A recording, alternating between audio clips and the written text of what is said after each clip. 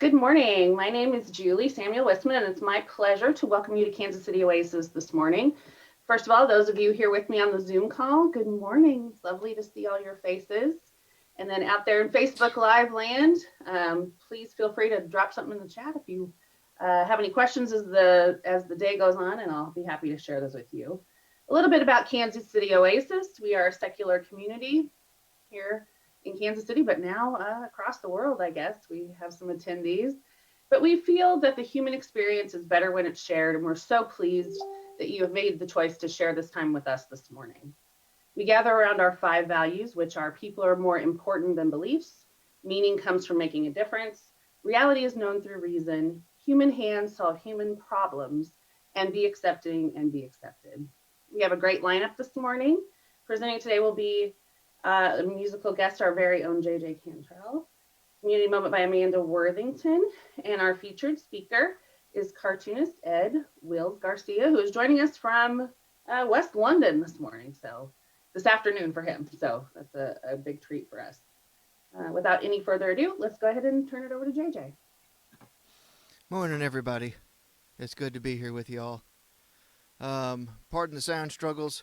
We had trickiness to deal with. So you get a hectic room.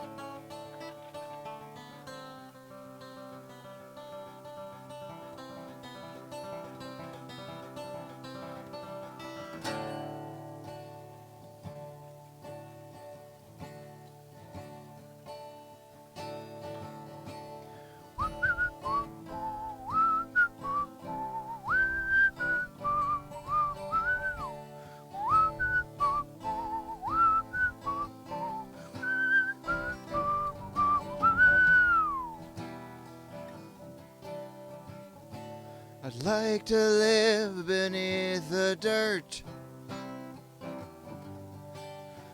A tiny space to move and breathe is all that I would ever need. I want to live beneath the dirt,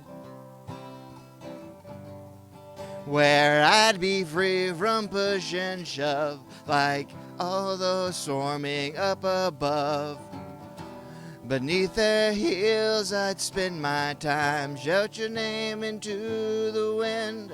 I'd wiggle in the earth and dew, shout your name into the wind.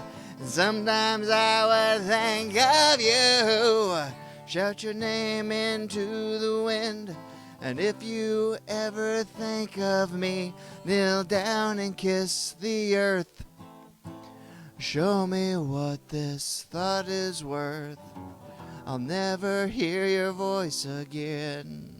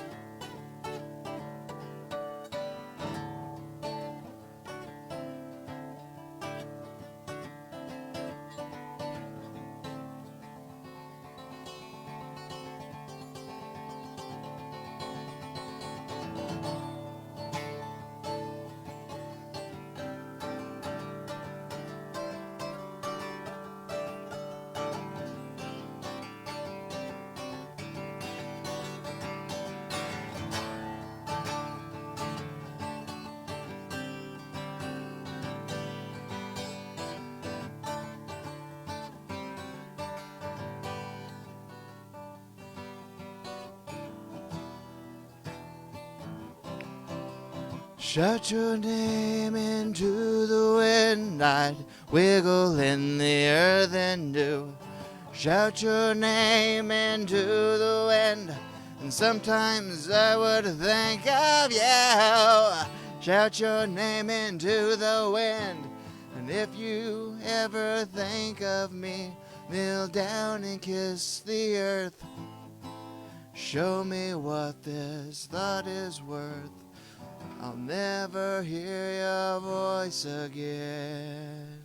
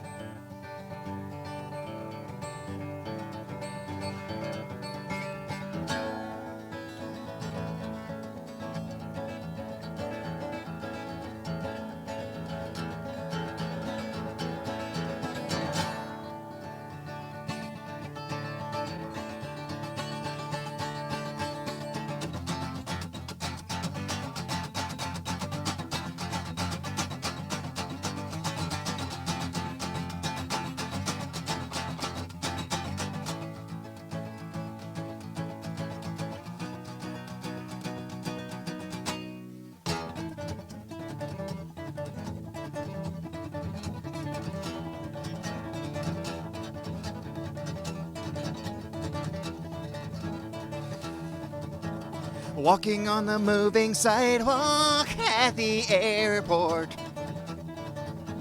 moving faster than everybody else. Walking on the moving sidewalk at the airport.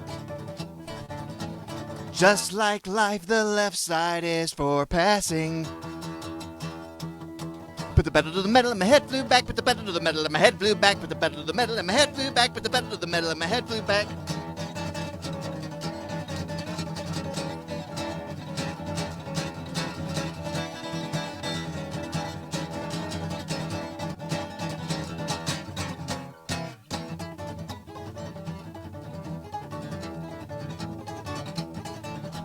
Standing on the moving sidewalk at the airport. Suitcase on wheels in tow, close behind. On the moving sidewalk at the airport. Please step to the right side is for standing. Put the pedal to my head flew back, put the pedal to the metal and my head flew back, put the pedal to the metal and my head flew back, put the pedal to the metal and my head flew back.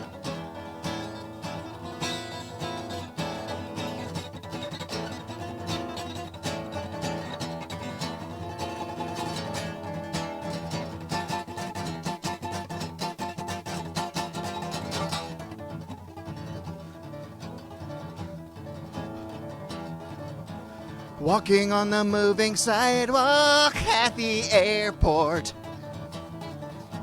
Looking up ahead to see when this ride will end. Walking on the moving sidewalk at the airport. Just like that, you're back to where you began. Then she slammed on the brakes in a Ford I flew. She slammed on the brakes in a Ford I flew. She slammed on the brakes in a Ford I flew. She slammed on the brakes in a Ford I flew. Slammed on the brakes in a Ford I flew. She slammed on the brakes in a Ford I flew. Slammed on the brakes in a Ford I flew. She slammed on the brakes in a Ford I flew.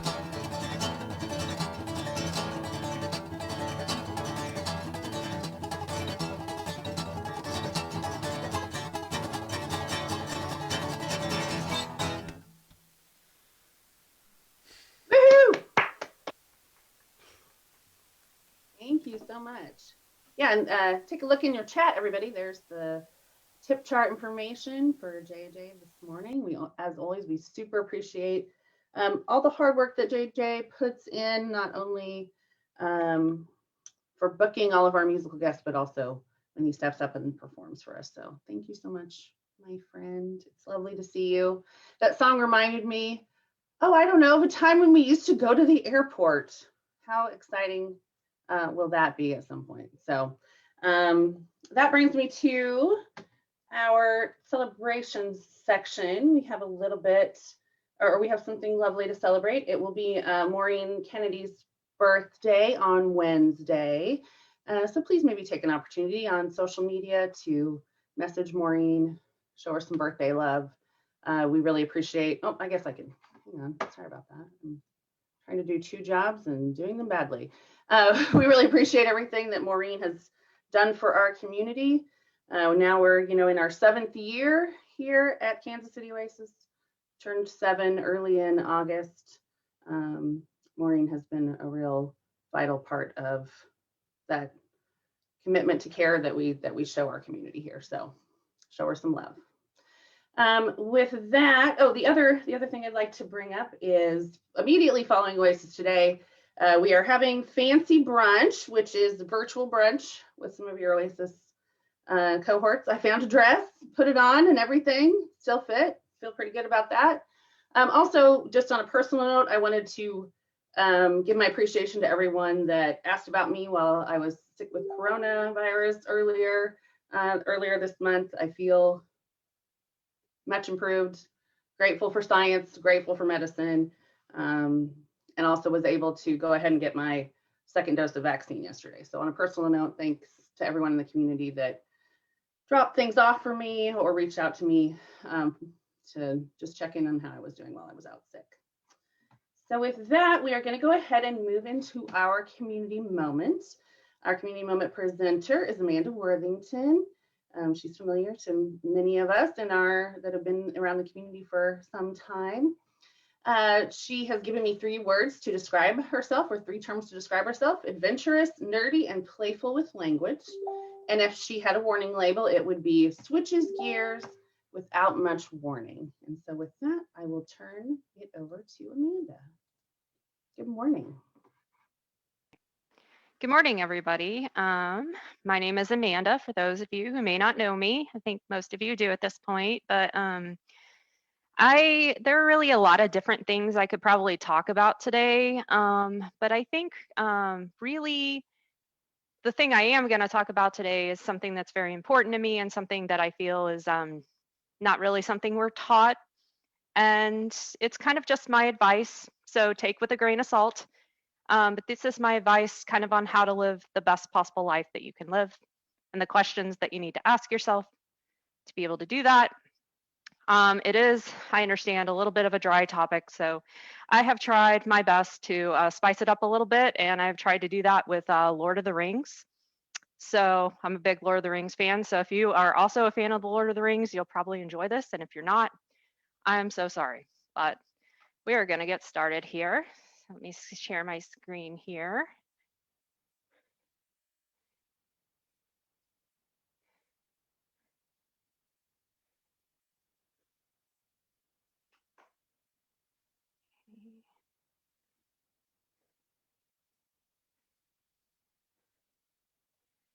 Okay,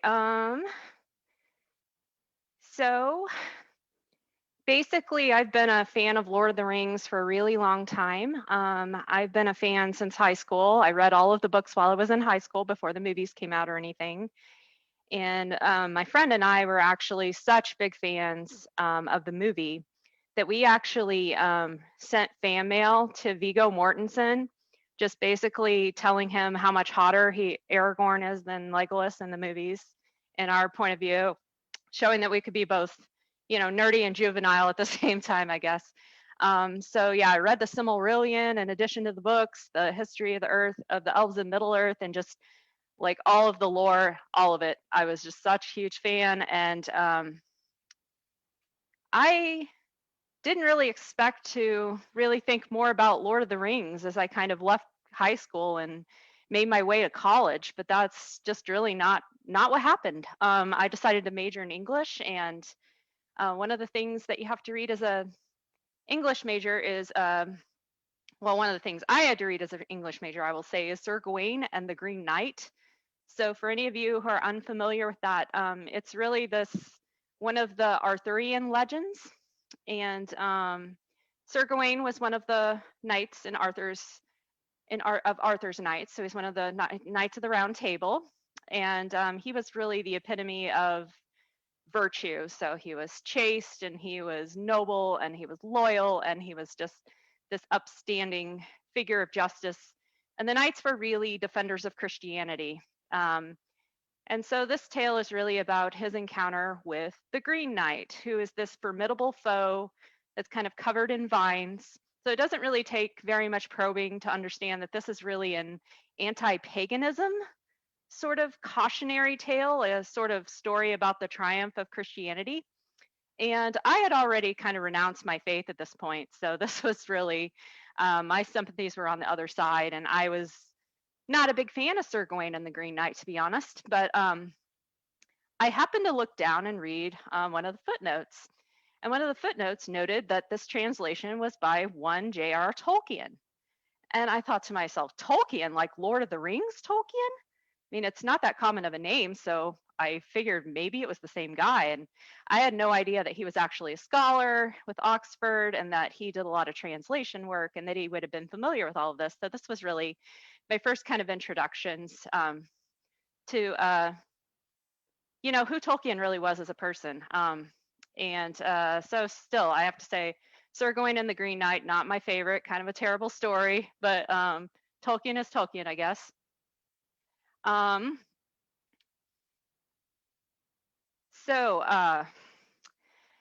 I kind of went on in my studies, I eventually had to read Beowulf, which is written in Old English, which is a really great story, but it kind of takes an aid to read it. It's closer to German than it is to English, but basically the world in Beowulf is called Middle Earth. So I was, once again, this was just another step down the path of things like aren't as original, I guess, as I thought they were.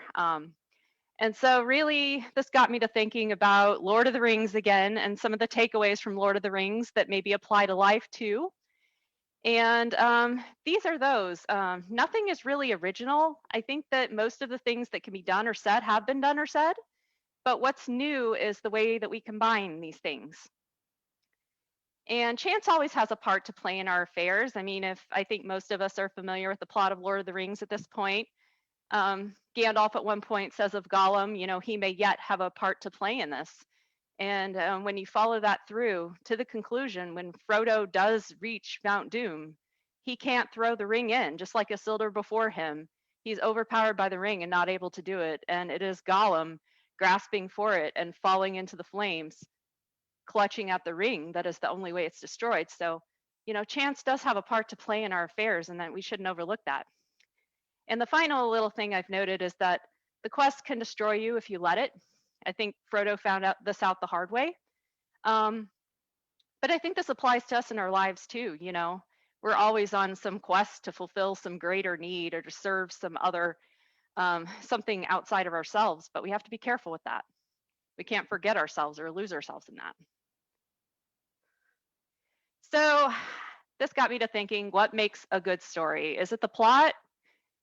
This is, I'm sure some of you are familiar with the really bad synopsis of movies. So somebody basically described the plot of Lord of the Rings as group spends 9 hours returning jewelry, which isn't wrong, but it's also kind of a simplification there. And so I suggest that with something like Lord of the Rings, the reason that we read, the reason that we watch, is the characters. And I think we see a lot of ourselves in what we read and watch, what we were, what we are, what we might become. I think imperfect characters are interesting characters to us. We like the dark characters. We like the mysterious past. We like the messed upness in characters. That's part of what attracts us to these stories. And when presented with mysterious characters, our brains sort of fill in the blanks. Like, okay, this piece of information wasn't given to me. I wonder, what would this character do in this particular scenario? And I really think that's why fan fiction exists. There's this whole under realm of it's come, a lot of people write fan fiction or read fan fiction. We want to know, what would these characters be like in these different scenarios? And so my question is that if our lives are stories, then why don't we fill in the blanks for ourselves the way that we do with these characters? So that brings me to my 3 questions that I feel like we all need to ask in order to have the best possible life. And that is, number 1, what do you need? Number 2, how will you go about telling others what you need? And number 3, what do your boundaries look like? Kurt Vonnegut warned us in Mother Night that we are what we pretend to be, so we must be careful about what we pretend to be. There's this burden of being both creator and creation, and we are responsible for that outcome. And so I think that's important to think about. And so one of the things that Tolkien does so well, in my opinion, is the map making. He has so many lineages and so many different maps of the territories and the ways they've changed over time. And this got me to thinking, what does my territory look like? And so I ask you today, what does your territory look like? What defines your territory? What laws do you live by? Who's allowed in? Under what conditions? What treaties are you currently negotiating? Because truly, we're all negotiating treaties all of the time. Compromise is the name of the game. It's just what treaties are worth negotiating. And I think that's an important thing for us to think about. Well, that's all well and good to know what, sort of an idea of what you need to do, but how do you get there if you don't know where you're going? As Frodo volunteers, I will take the ring to Mordor, though I do not know the way. And of course, as we know, the way he makes it there, the way he makes it so far into his journey is his fellowship. And our fellowship is equally important. Oasis is my fellowship. And I urge you to kind of think about what your fellowship is and to not discount the idea that they are a big part of getting you forward in your journey. So I don't know any of the answers really, but I wrote this quick little poem about kind of my process of finding these answers, and it goes a little something like this. Answers are found through living, not waiting, wading in, not cleaving to the safety of the shore. The tide creeps in regardless. What's a life for if not living? An ocean for if not swimming? Might as well go out to meet both. But do so with full knowledge of what they can do. Sometimes you have to respect the thing that has no respect for you. I wish it need not have happened in my time, said Frodo. So do I, said Gandalf, and so do all who live to see such times. But that is not for them to decide. All we have to decide is what to do with the time that is given us. All we have to do is decide what to do with the time that is given us. So I explore a lot of these topics. I wrote a book of poems actually called All the Things I Was Not Taught, because there are quite a few of them out there. And this is actually available for $10 on Amazon for anyone that may be interested. Sort of a little shameless self-promotion there, but I truly feel like there are so many things that we're not taught. And we get there together, and it is a process, but by asking the right questions and looking within, I think that we can get there together. So from one wayward soul to another, I just want you to know that I see you. Thank you. Thank you so much, Amanda. Let's see here. Yeah. Let's see. I think we'll have to have you stop share real quick. Oh, there we go. There's the button I was looking for.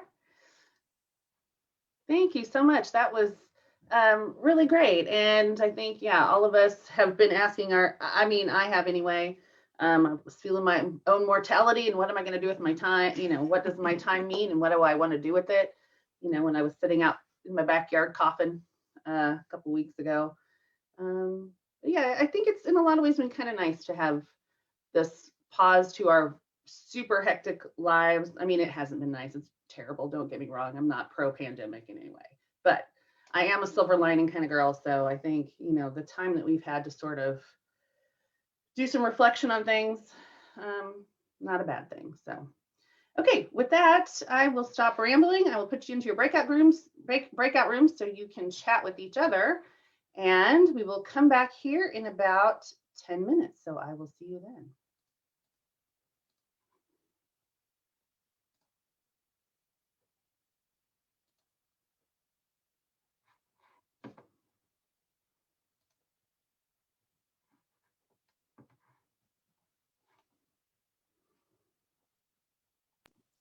I'm gonna stay in the main room and play with the sound if nobody cares. No, it's fine. It'll just, I mean, it'll be on live, Jay, but that's fine. Well, it sucks to be all those people. Nah, it doesn't. They'll be fine.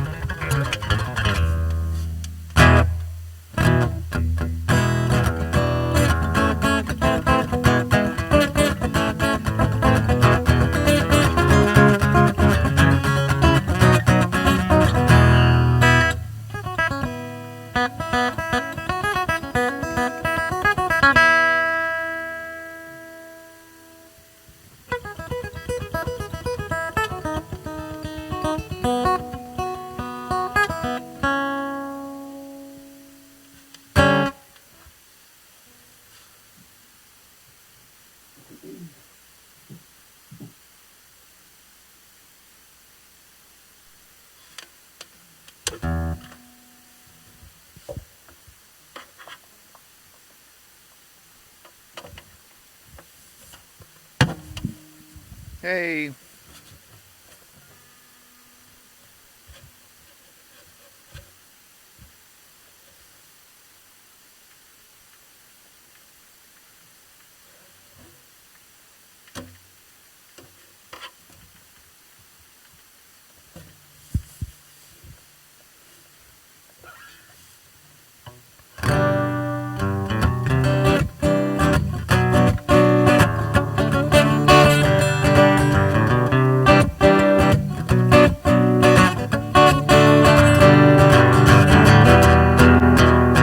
Picture yourself in your living room. Your pipe and slippers laid out for you.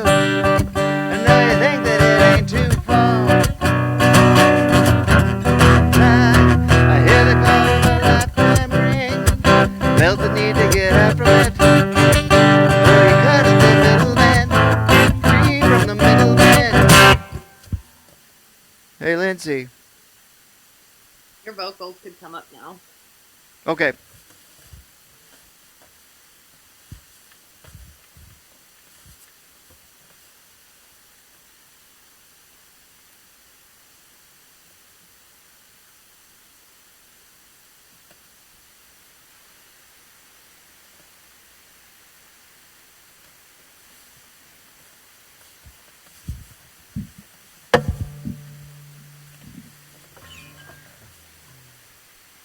The white noise just got significantly louder. Okay. Yeah, I tried going back to the X32. I have no idea why it's got this noise, like in the signal. It's pretty loud right now, honestly. It's pretty terrible. Like, whatever you did, I guess you turned your audio off. Like, it instantly went away.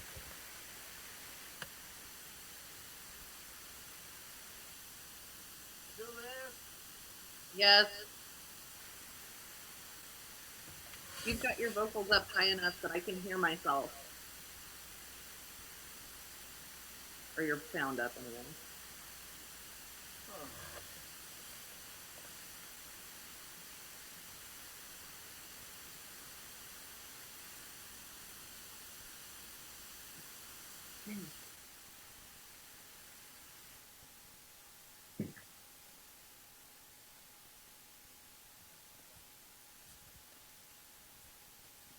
How about that? The white noise isn't as bad. I can't hear myself echoing anymore either. Can you hear the vocals? It's still quiet, but I can Right. hear you. That's because everything's wrong. How's the guitar? Guitar sounds great. How's it now? Still sounds great. How's it now? That got really quiet. Good. How's it now?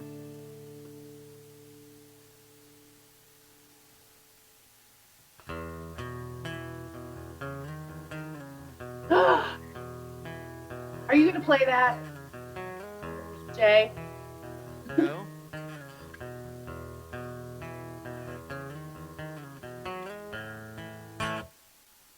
Oh, You don't you love need that a song, super don't you? I love that song desperately. You know I do. So sad. We pass in the halls on our way to separate rooms. The only time we talk in the monthly bills are due. We go to work, we go to church, we fake the perfect life.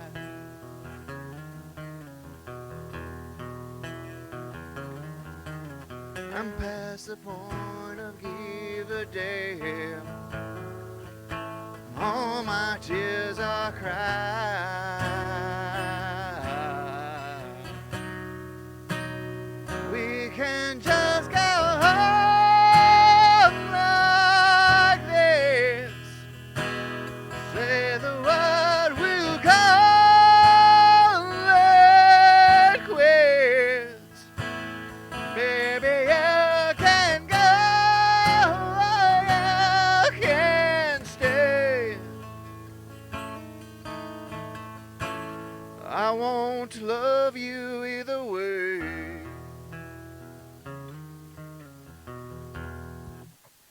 How's the Thank vocal you. to guitar ratio? It was good. It was good. I think both are really good. And I'm prejudiced because I just love, or biased, I guess, because I love that song. But thanks for indulging me by keeping singing it. It's been so long since I felt anything inside these walls. You can't heal, you can't hurt when you don't feel it all.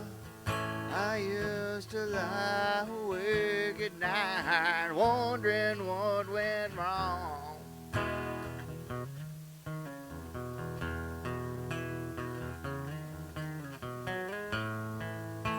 It's been hard, but hearts can only do that for so long. We can just go home like this. Say the word, we'll call it quits. Baby, you can go, you can stay. I won't love you either way.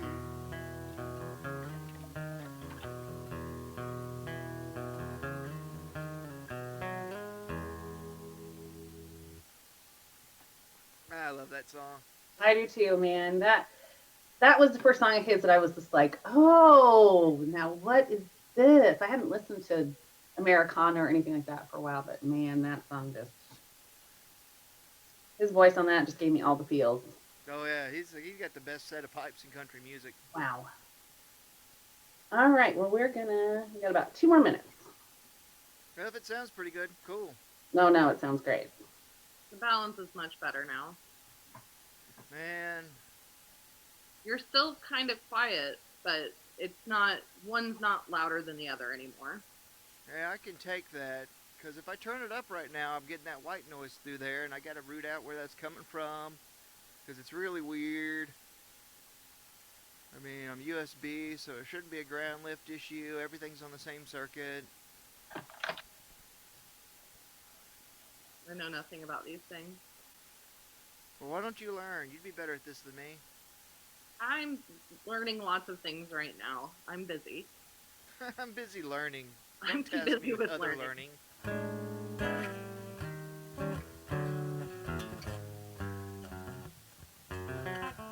Okay, we got about 1 minute and we'll be back on.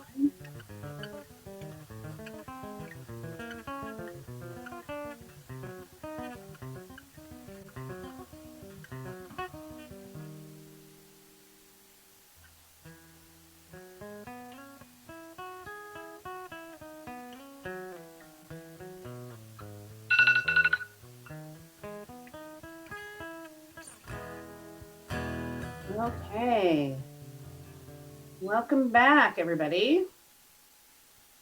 For those of you that stayed in the main room this morning and those that were on Facebook Live, you got to hear one of my favorite songs, sung by JJ, or one of my favorite songs in the world, maybe, by Chris Stapleton. Either way, performed by JJ. So if you were in the breakout rooms, you might want to go back to Facebook Live, and unless you're going to sing that, Jay, or you're going to sing something else. I don't know. I'll probably do something else. Okay. So rewatch the recording, because if you were in the breakout rooms, you missed one of my favorite songs. So with that, though, I'm going to go ahead and hand it to you, Jay, for our return performance.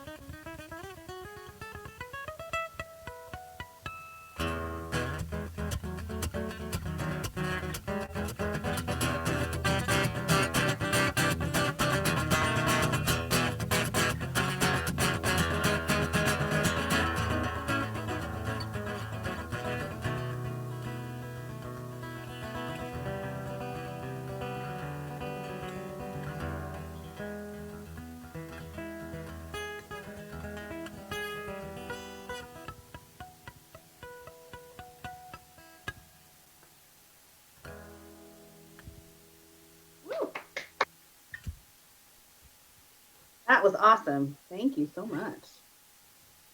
So we get to hear from JJ again at the end of our program. I know we are always looking forward to that. That was just great. So with that, it is my pleasure to introduce our featured speaker for today. We'll start off with some questions as an introduction. What do cartoonists do? How are they different from every other artist? And why may some people not value cartoons as highly as other art forms? It's these questions that Ed strives to answer every day, and he's got a few theories. So, like I mentioned, joining us from West London, Ed Wills-Garcia grew up in Berkshire, UK. His parents were doctors. He started oh my gosh, here my English city pronunciations. It's not going to be good, folks. I'm just go ahead and brace.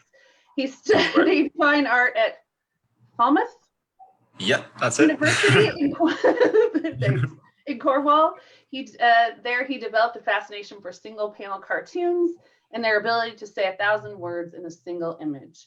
He strives to do exactly that in his work and bring happiness and laughter to people where he can. He currently works as a freelance cartoonist and is also the caricaturist at the Thorpe Park and Legoland theme parks. And with that, it is my pleasure to introduce get him and not me, Ed Wills-Garcia. Welcome to Kansas City Oasis. Thank you so much for having me, guys. It's an absolute honor to be here. It's the first time me giving a speech about my subject in my 5 years of doing this, so this is very exciting. I'm just going to try and share my screen first. Give me a second.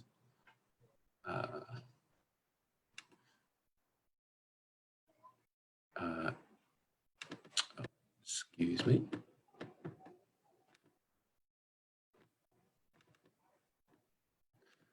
That one. Default, there we go. Okay. That's the one. All right, can everyone see that? Cool. All right. So, what cartoons are, the definition is to make a drawing of someone or something as simplified as possible or in an exaggerated way. And that's the key definition there, simplified. And it was mentioned a bit earlier in another form. But to be able to simplify something is a real skill, especially in this modern age right now, when everything is just bombarding our brains every day. So everything in the world can be simplified if you allow it to. Deconstructing the world and making it simple to understand is a cartoonist's job, which is why it's particularly applied to politics, because politics is more often not deliberately made complicated, because that's how politicians get their way forward. And it was cartoon as an art form first came about really in the 1700s in the UK. And the image I'm showing you now is James Gilray's The Plum Pudding in Danger. And this was widely used at the time during the Napoleonic era. And this was before Napoleon became, well, he was a threat to Europe, hence why he's carving it up. But this was made for the masses. And this was at the time that the UK started becoming a proper democracy, moving away from the monarchy and started giving power to the people in the parliamentary form. So it was important to get people to vote on issues. And when 3/4 of the population can't read or write, your next best thing are cartoons. And this is a perfect example of what was of how they did that. So Parliament on one side of the aisle wanted to get the country on board with going to war with Napoleon, because Napoleon was literally going to take over Europe for himself if he wasn't stopped. And this illustrates that happening in 1,000 words right there. And this was one of the dominoes in many dominoes that brought the UK to war with Napoleon and eventually to his downfall. And that is the power that cartoons can have Likewise with this. Now, this is a French cartoon by Honoré Daumier called Gargantua, and it was a take, it was having a go at the king, and this is King Louis Philippe the 16th, I think, and during a huge wave of social democratic change in France, they wanted to absolutely make a point that the king and the aristocracy were taking hard-earned money away from people, just feeding his greedy mouth. And again, to a country that could not read or write, this illustrated that very point, and it got loads of people riled up, and it was a very, very powerful thing. So that is the power of a cartoon, and that is what it is. It simplifies words to one picture, and it observes, it simplifies, and it triggers. It observes because it's observing the political, what was happening on in the world at the time. It simplified it into a single message for people to understand, and the reaction then followed. And this was very simple, this was the Facebook and Instagram posts of the time in a weird sort of way. But even now, even today, when everyone can read and write, it's still very important to simplify messages for people. And it's a very powerful and valuable skill to be able to do. Cartoons still have that flair to be able to do that.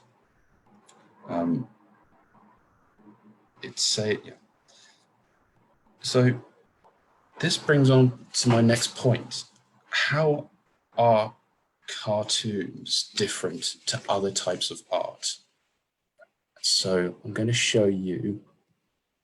Oh yeah, and sorry, this is one I did for a little personal project. And this, in the UK, there was, after the first wave of COVID, the Prime Minister tried to get everyone back into the pubs and into restaurants to start feeding the economy back.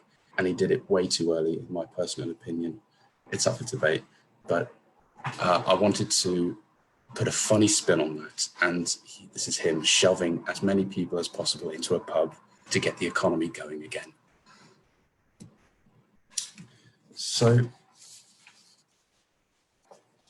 like I said, cartoons and cartoonists, their job is to get a message across as simply and as quickly as possible. And that is a crucial skill. Whereas high art doesn't do that. What I'm showing you here is an installation piece by Damien Hirst called The Cow and Chicken in a Tank. And you guys might have seen it before, but Damien Hirst also did the famous Shark in a Tank, and this was just like a little spin-off of that. But this is a good example of the art world as it is. It's very niche, it's dark, it's humorous in a kind of twisted sort of way, but it's also taking the mickey out of the art establishment, and it gets the whole art community involved, and a whole load of people want to have a voice about these things, spewing all sorts of nonsense, and it gets that attention, and then its value goes up. It got so many fine artists and art dealers and critics to spew out all kinds of nonsense, which is what high art does. And that is how it gains a reputation. So I did a parody of this because not everyone is going to understand what this is about. And it's just there for being thought-provoking. So this is the parody, this little comic strip I did for a little parody. I'll sort of narrate it for you. That's not art. You know, it's by Damien Hirst. I love it, actually. Such a brave piece. And again, it's that the power of having a name to your art is everything. And that's exactly what someone like Damien Hirst thrives off. He's not shown any, in many of his famous pieces, he's not shown any real skill in art, as it were.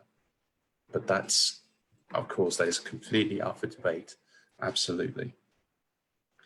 But then this brings on to my next point, value.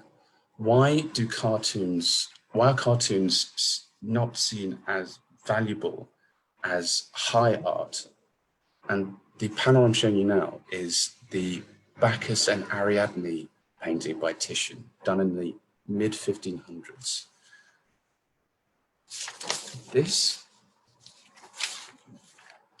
So it's a very large oil painting, valued millions of pounds, and it's currently in the National Gallery.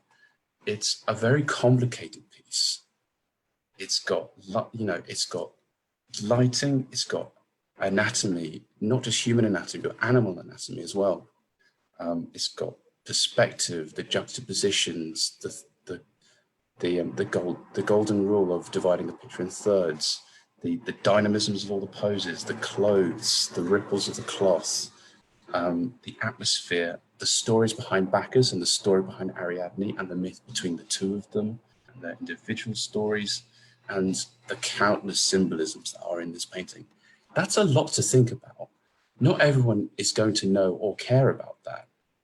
And yet this painting is reserved for the elite, or the intellectuals, as they say.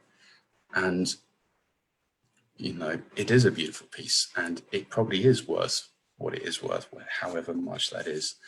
But you've got to bear in mind that not everyone is going to know what this is about. But then this is where I'm going to compare it to this. We all know this gorgeous character. Just the Peanuts is Charlie Brown and Little Snoopy, a wonderful little comic. And it's a complete and utter change from this to this. And yet this hits the masses a lot more than this. The reason for it is because it's simple. Charlie has got a circular head and a very simple sort of body shape. Snoopy has got a pear-shaped head. Those are shapes we can define ourselves and understand. And immediately, subconsciously, that invites us into the picture. And again, warm colors. We've got his yellow-orange shirt and some very light green and red colors. It's all a very nice image to look at, despite it being so simple. And we can understand that there's a very nice, happy interaction going on. And that's it. That's all that is needed. And immediately, it's just radiating positivity. And that is why cartoons should be taken at a higher value, because of how simply and how effectively, with such fewer lines and such few marks, they can still project as much emotion and stability as something as complicated as Titian's painting. But the other thing about cartoons is that it can make something extremely unique. These are a group of friends that I did a caricature of for Mark's birthday. And this was just about their friendship group. And it was about how unique each of those individuals are. And again, caricaturing is about making that person as them as possible. Again, Mark's pointy nose and pointy chin stands out from Jeffrey's rounded, chubby cheeks. And then we've got Andrew's very square jawline and chin. Each of them are just defined between each other in some very simple and memorable shapes. And it's a warm feeling to be able to do that. And it's a skill in itself not to overcomplicate who these people are.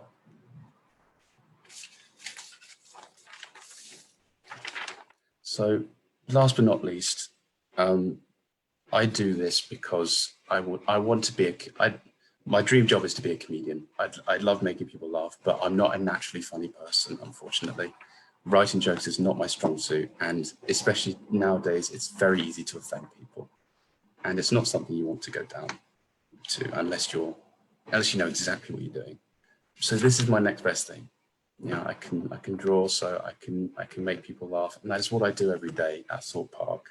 And now that the season's opened up again, loads of people have come in, and it's wonderful to be able to do that. And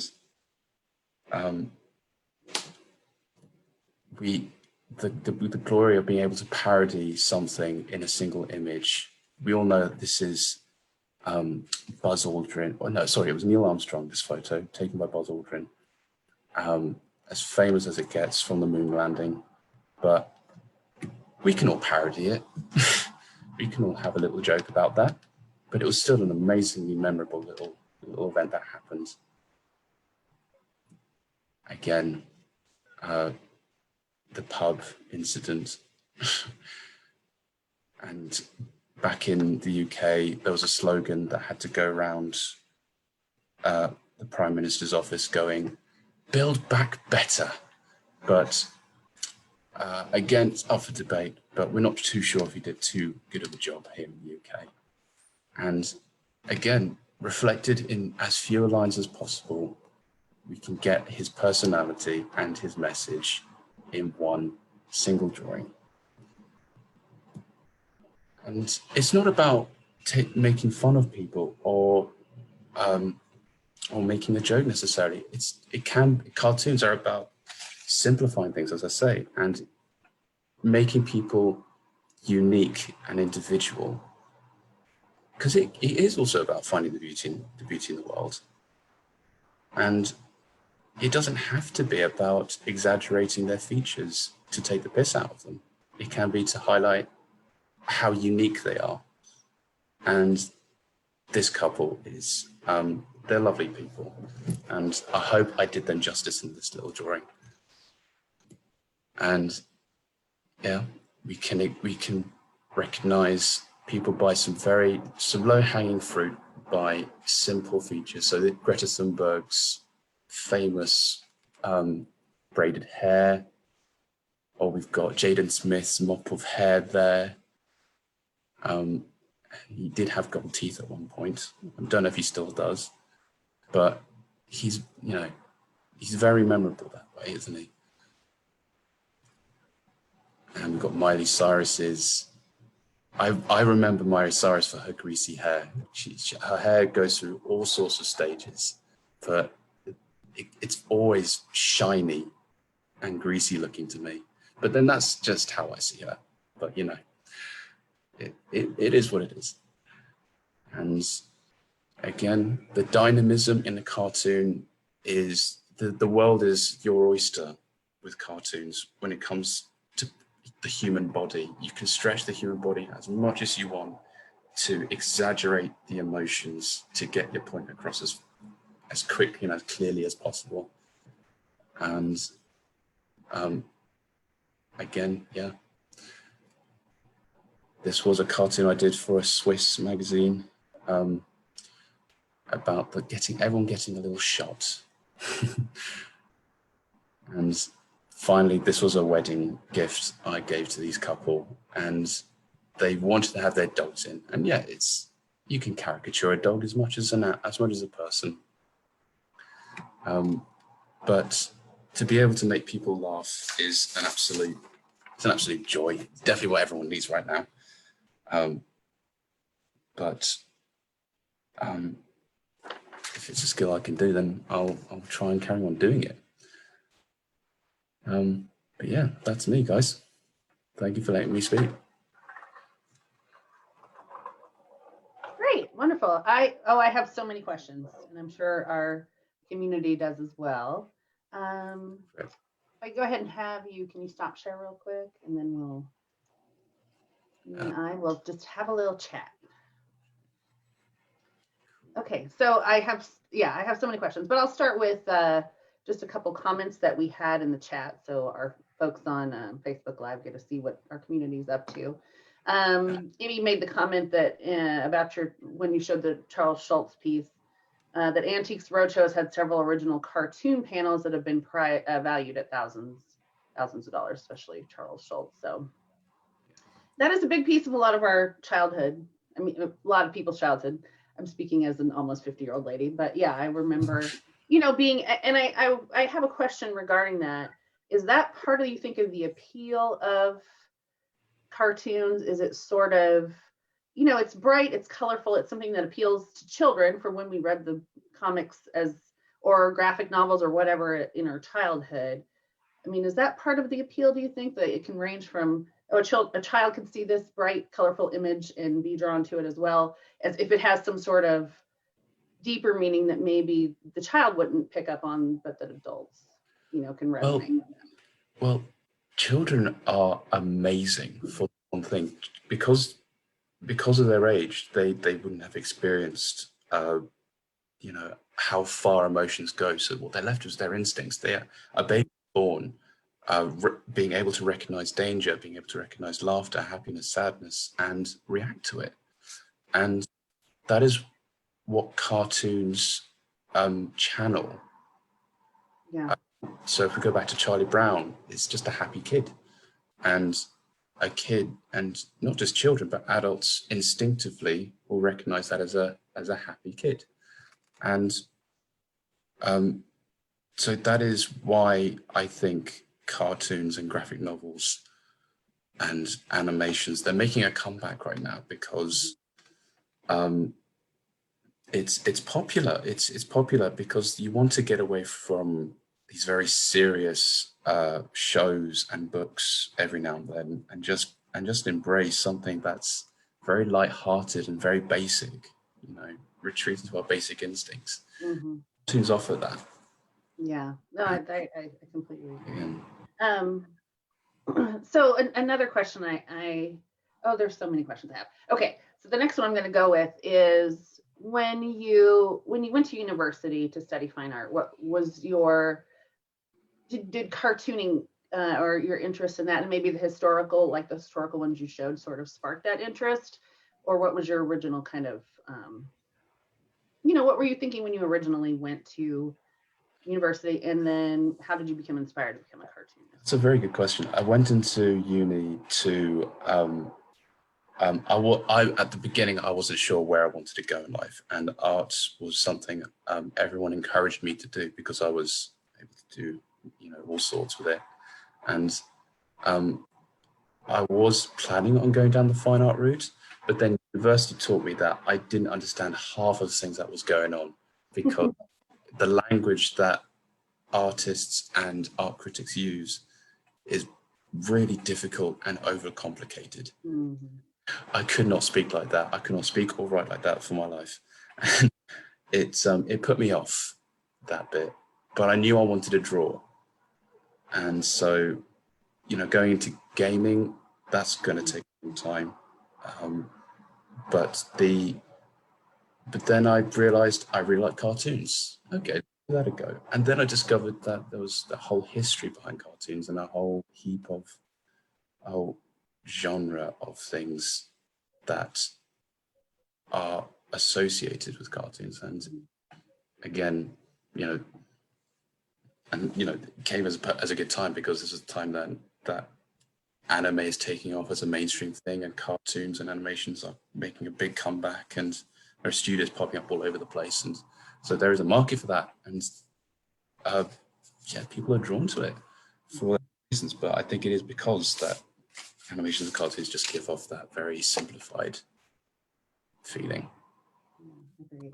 Okay, so we'll go to some other questions from the community. Denise would like to ask your opinion of Gary Larson or other political cartoonists here in the United States. So is that the one, Gary Larson, or sorry, yeah. I've not heard of Gary Larson. Is he mainstream? Is he alive? I don't know. I just asked the questions. I'm not sure. Oh, wait a minute. Someone's coming off mute. Go ahead. He did the Far Side comic. Oh, Far Side. Far Side comic. Oh, That's again kind of a throwback. And to non sequitur. I'm not familiar with those at the moment. But thanks for mentioning that. I'll have a look at those.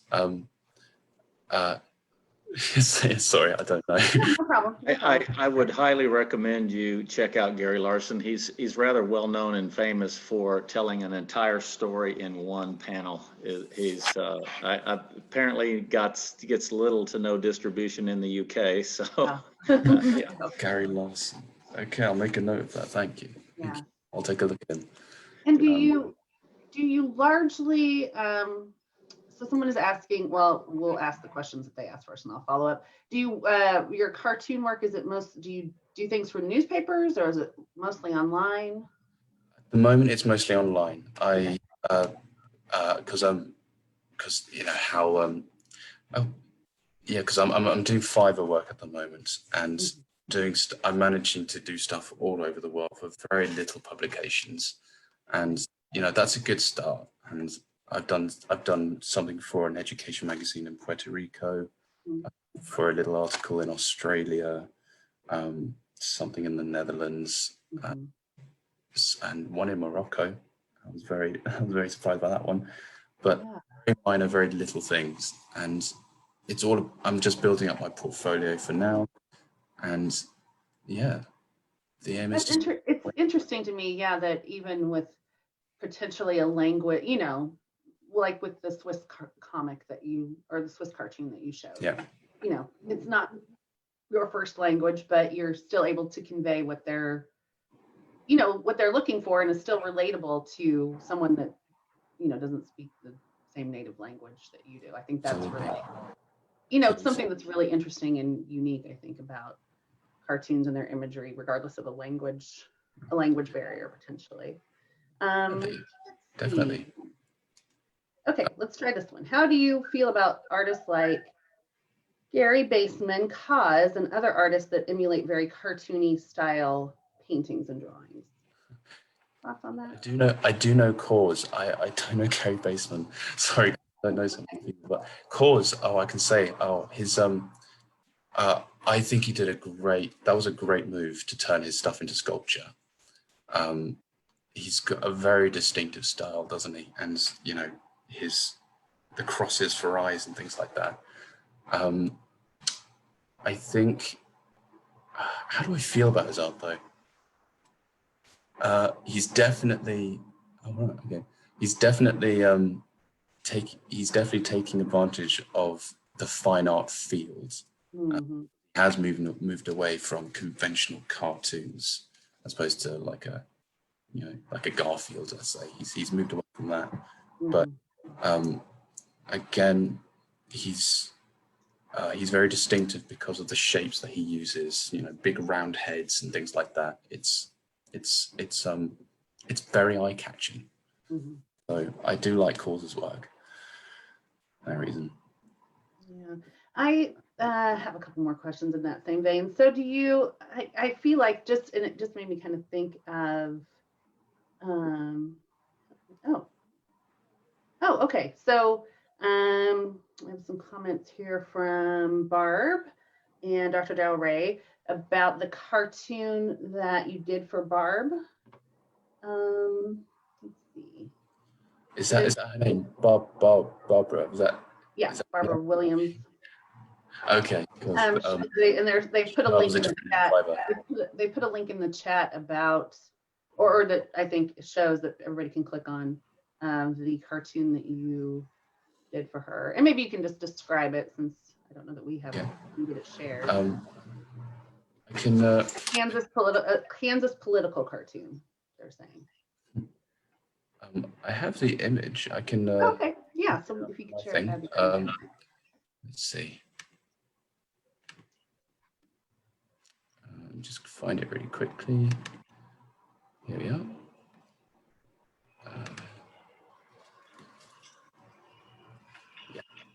Okay.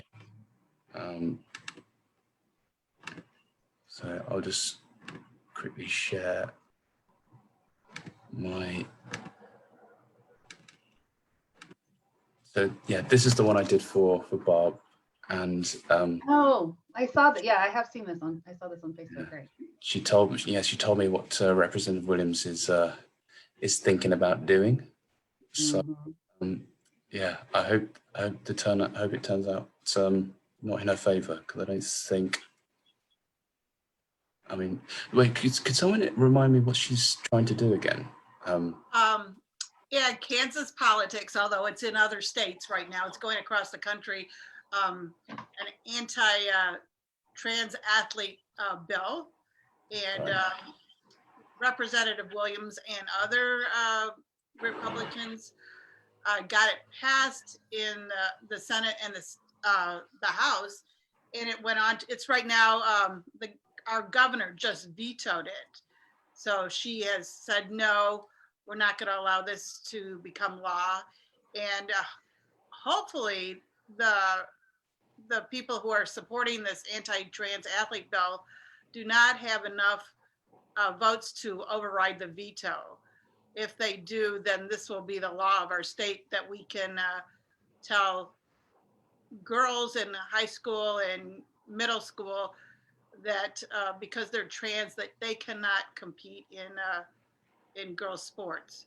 So right now, she's Representative Williams has made her, case, and but hopefully the governor has vetoed it, and she has vetoed it, and it won't be, they won't be able to override that veto. So I'm going to keep my fingers crossed for that.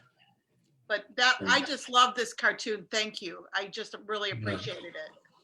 I'm very happy to have done it. I mean, it's wonderful to be able to just explore politics outside your own country, and again, get a message across as simply as possible. It's fascinating, really, and yeah, and my opinion is that whether to be anti-trans is completely backward thinking, and it won't catch on. So my fingers crossed for you guys. We hope so. We hope the world is moving in the on the right side of history direction for those sorts of issues. I mean, we're a community of acceptance, and so yeah, it's close to our heart.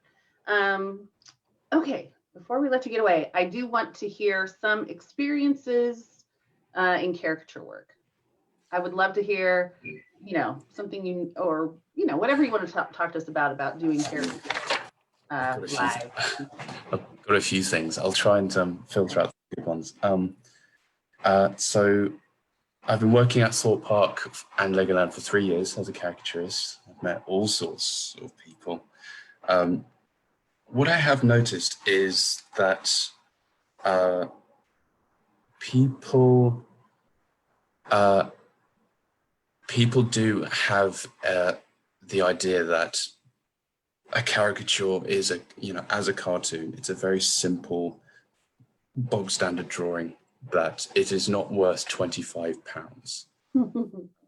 But until they start watching me draw, then they get it, because now it's a huge thing on social media now. It's not, people don't want to see the final piece, they want to see how the piece is made. So all these videos in TikTok and Instagram of people drawing over your shoulder, over the shoulder, or just simple screen capture video of the picture evolving into its final piece, is just one dopamine shot after another, and people love it. And that's what I found, is that I'm more of a spectacle than an actual final piece maker, because that's like I've had crowds around me.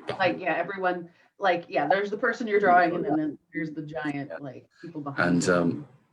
And people do. I have in this job. You will offend people. Unfortunately, people sometimes don't realize what they're getting into. They're just getting like a portrait. It's not. There's a big difference between portraiture and caricature. Right. Absolutely, and people don't really understand that.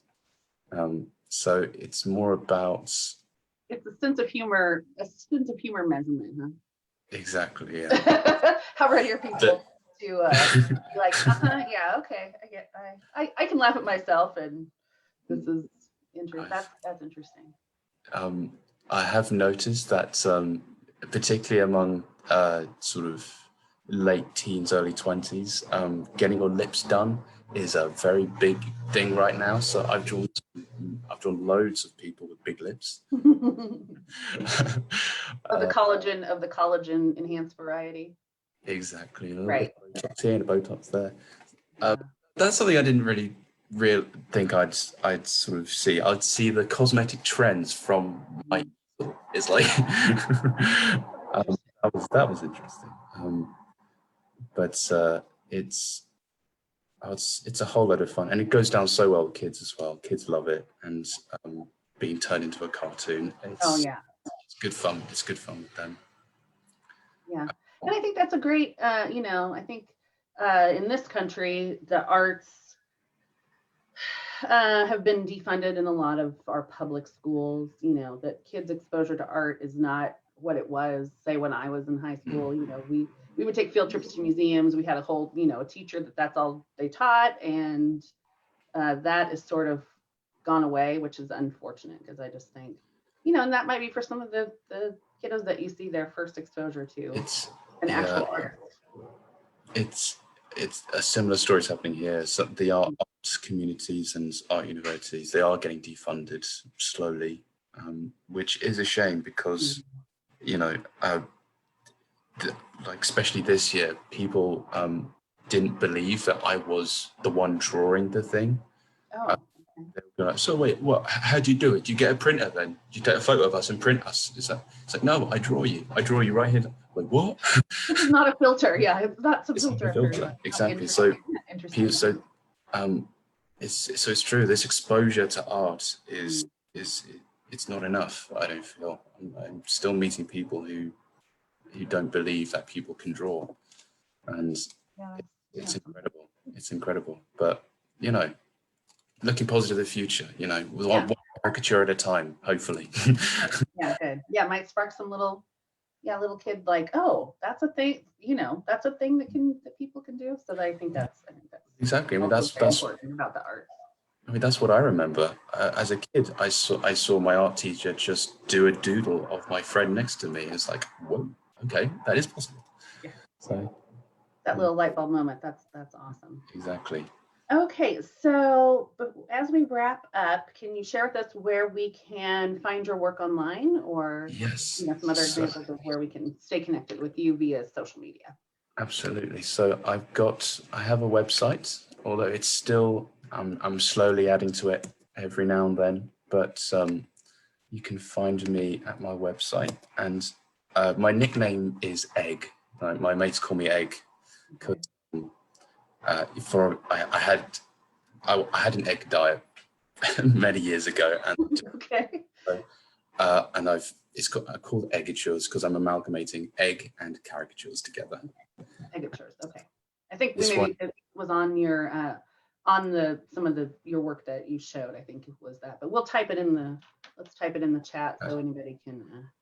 Sorry. Oh, there you go. Great. Yeah. Fantastic. So that's my website. Okay. So I sent that to you privately, didn't I? Sorry about that. I got it. I'll pass it on here. But, and Instagram, Facebook, anything there? This is my Instagram. Okay, great. So yeah, but I'm doing all sorts of kinds of work, and I'm very happy to do more. And I hope, commissions. It sounds like. Yeah, commissions after another. It's going good, especially during this, during the pandemic. It's been good business because people are wanting cartoons for all sorts of reasons. So, and I'm not going anywhere. So. Yeah, I mean that's but it sounds like you are back to in person, like the holiday season. I mean, like people going on holiday, that sort of has opened up where you're, where you do characters in person. Is that correct? Yeah, that's right. Well, that's why I'm back at the theme parks. The theme parks are open just last week. And, people, it was packed. People just. Oh, I bet. Because everyone's having holidays in their own countries this year still. So, which is great. You know, it's great for its own reasons. You know, it'll be amazing to just travel the world doing caricatures of people. So maybe if I ever do come to the States, maybe I might pop into Kansas Oasis. Maybe. Yes, you are always welcome here in Kansas City. I don't know if you have any experience or have had barbecue in the UK, but that's sort of what we're famous for here in the middle of the United States. So amazing. You're welcome anytime. We have Thank plenty you so of people much. here that would love to even, you know, you could come stay with us. That's just the Midwestern way. So yeah, so stay in touch with us. And thank you so much, you know, for the history lesson and just even, oh, and somebody saying we have a Legoland here in Kansas City. So maybe there's some sort of, Awesome. yeah, exchange program that you can get in. They'll send somebody there. You can come here. Anyway, Awesome. So it was lovely. It was lovely to meet you, and thank you so much for going into your evening to join us here. Thank you so much. No, that was amazing. Thank you so much for having me on, guys. I'm glad to talk about what I'm passionate about. It's great. That's awesome. Okay, thank you so much. Thank you so much. Take care, guys. Thank you. So with that, I just have a couple of final announcements. Sarah asked me to remind everybody that we do have still a wide selection of Oasis branded merch, t-shirts, sweatshirts, tote bags, stickers for your bumper. I need a new one actually. Trying to think. Oh, here I can model this very, very lovely stainless steel tumbler that we have. So for any of your merch needs, or if you have any questions about that, you can reach out to Sarah Geelan on Facebook. Oasis is a 501c3 nonprofit organization that's entirely volunteer staffed and donation funded. And the program that you've seen today is just a part of the informational, educational, and motivational speakers that we offer most Sundays. And so if you have appreciated what you've seen and heard today, please consider making a donation. The easiest way to do that is to go to KCOasis, all one word, .org, and click on donate at the top of the homepage. And with that, I will turn it back to JJ for our final musical performance of the day. All right, everybody hear me? Yep. Cool. Egg, that was awesome. That was real awesome. I really like this community. Y'all are pretty cool.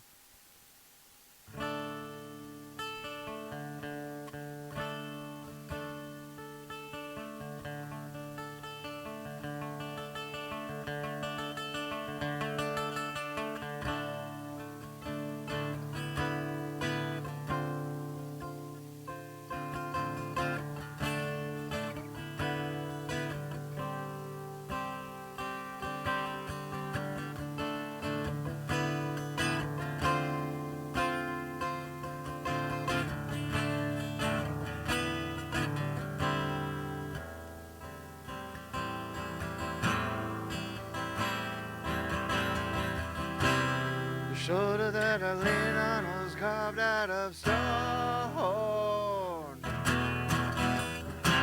For when I'm done freezing, I wanna be alone.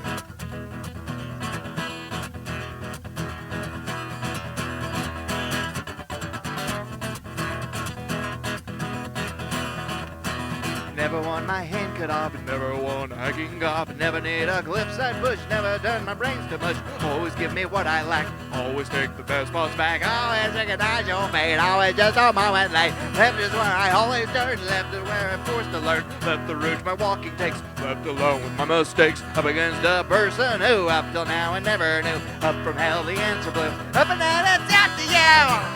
Try me how the journey's long. Peel my fingers off the rim. Come on, food, while lend me there. Land to reform. Limb by limb by limb by limb by limb by limb by limb by limb by limb by limb by limb by limb. And I am taken far away. And I am taken far away. And I am taken far away.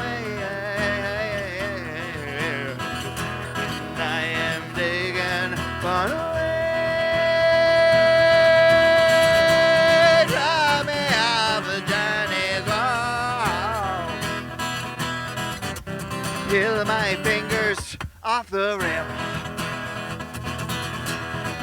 Come on, put a hand in air, let it form, lamb by, lamb by, lamb by, lamb by, lamb by, lamb by, lamb.